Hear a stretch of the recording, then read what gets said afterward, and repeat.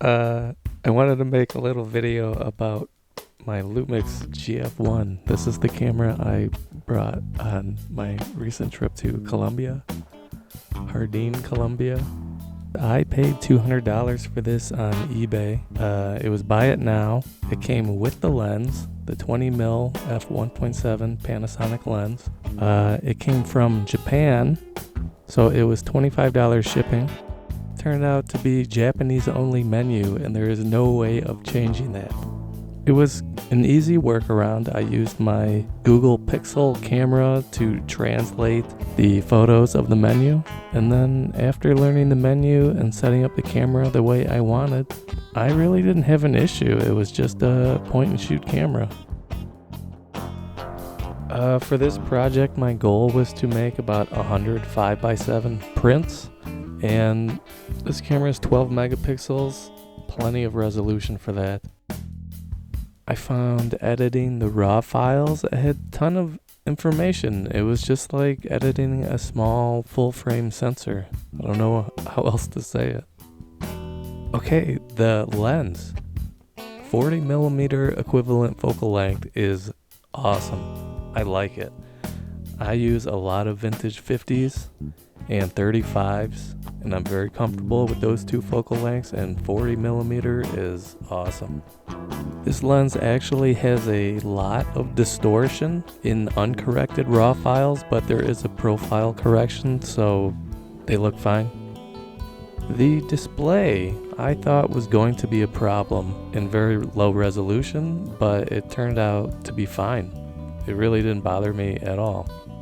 I thought single point autofocus was fine.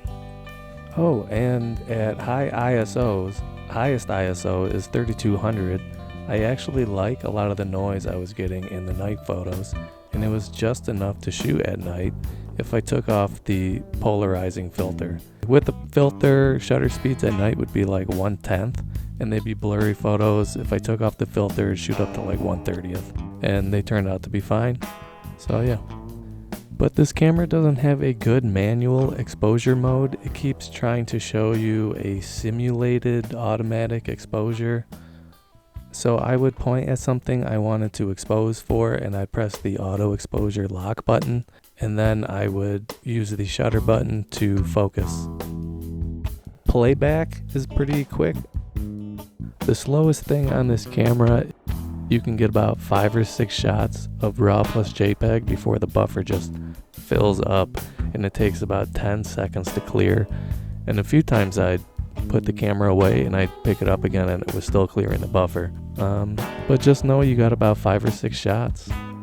This is a great travel camera. It is very small, it is very light, it's very cute and friendly looking. It's red, it looks like a toy. And I know you're wondering, the viewfinder is from my Yashica Electro 35. It's an optical viewfinder with frame lines. It does nothing. I don't use it at all. But what it does do is make the camera instantly identifiable as a camera and not as a gun or something like that from the local police. The battery life was much better than I expected. Or maybe I just used the camera a lot less than I thought I would. I would just look for photos and turn it on knowing I only had 5 or 6 shots. So I took a lot less photos than I thought I would, and less batteries. Oh, and one more thing is I really like 4:3 aspect ratio, because you can shoot it horizontal, you can shoot it vertical, and you can use it on most social media platforms. It's perfect.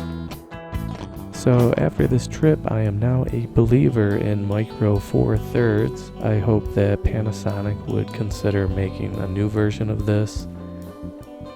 And I'm looking forward to doing more projects like this.